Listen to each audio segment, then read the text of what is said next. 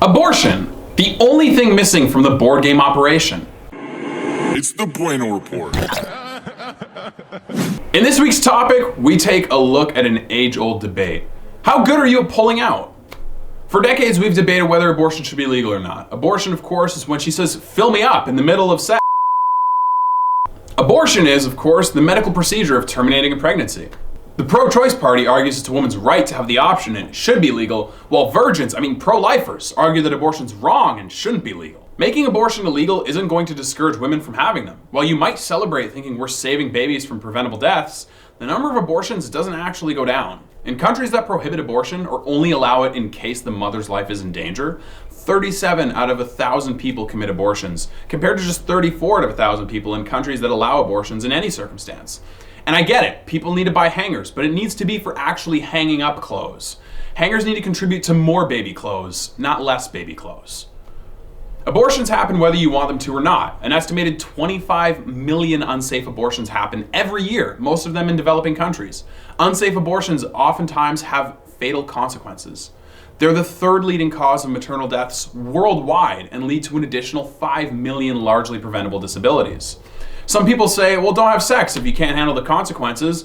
I'm sorry if people in third world countries have nothing to do but fuck. There's no rec room in Calcutta, you Western culture elitist bastards. No, for real though, please use contraception when available. If not, cross your fingers, throw salt over your shoulder, whatever works. This is where the crux of the discussion lies. It's not about the intricacies of the operation or what the fetus could eventually grow up to be. It's about the scary reality that people are going to do it regardless how you feel about it. Is saving the life of a potential child more important than someone performing an unsafe abortion and severely harming themselves in the process? I'm not so sure. And to the people who say that child could grow up to be anything, that could be the next Gandhi, it could also be the next Hitler, so we could play that game all we want. Also, American foster care homes have around 500,000 kids a year, spiking to 700,000 in 2017. That's over 45 times the amount of people who apparently voted for Harambe for president in 2016. There are not enough foster homes to hold these kids, and the turnover rate with foster parents ranges from 30 to 50%. That can be potentially horrifying for those kids and the parents involved, unless the foster parents are as interested in Max and Ruby's parents were. Why the fuck were they never home? And somehow I know a lot more people who hate babies crying on planes than people who want abortion to be legal, which makes no sense. Now, there is a sanctity portion to the pro-life movement, where some feel like abortion's wrong because it goes against God's will. As a former devout Catholic, take that down. That goes against the church's values of raising young people in happy, healthy, safe, inspiring environments. I'm going to hell, aren't I? In all seriousness, morality binds and blinds, and you feel an elevated sense of self when you're in sync with your group, especially when there are restrictions in place to ensure your salvation.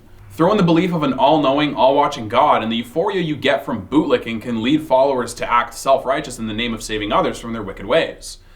Because I have Catholic guilt built into my DNA, I know when it's time to see St. Peter at the pearly gates, he's pulling this video up. This leads to one of my biggest issues with human nature.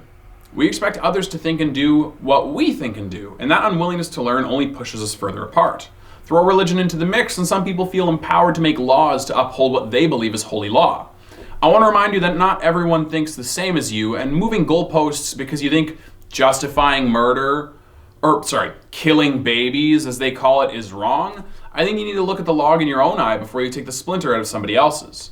And if we aren't building a safe, healthy environment for foster kids, it's not unreasonable to have second thoughts about bringing life into this world, especially if you feel you aren't capable of raising kids at this point in time. If you'll never have to get an abortion in your life, you're entitled to your opinion like everyone else is. Just know that your opinion doesn't hold nearly as much weight as you think it does outside the confines of your own thoughts, even if that opinion is made into a 5-6-ish minute video put on YouTube. It's never gonna happen to you, and it's not your job to police what other people do to their bodies. It's the same way I look at the war on drugs. Criminalizing drug use doesn't help those with addictions. It furthers their descent into bad habits and doesn't give them the resources they need to improve their lives. Making abortion illegal doesn't prevent it from happening. People just get hurt. Some moments that prevent life from happening are actually good things. Euthanasia in some instances, if someone's not ready to have a kid, or if Piers Morgan decided to get a vasectomy. Look, I understand unless you're Mr. Garrison or Sextina Aquafina, nobody finds comfort in thinking about getting an abortion, much less actually having one. It's a scary process made way worse if there are crowds of people shouting at you for being a terrible person. However, having an abortion doesn't make you immoral. If you're uncomfortable at the thought of terminating a pregnancy, that's okay. It's not like a lot of people are lighting fireworks for that. The right to choose is worth celebrating in a lot of people's minds. And if you're uncomfortable because you're concerned with what God thinks, the Bible describes God as all-knowing, all-loving, all-forgiving, and all-merciful. He'll get it. Thanks, guys. It's the Bueno Report.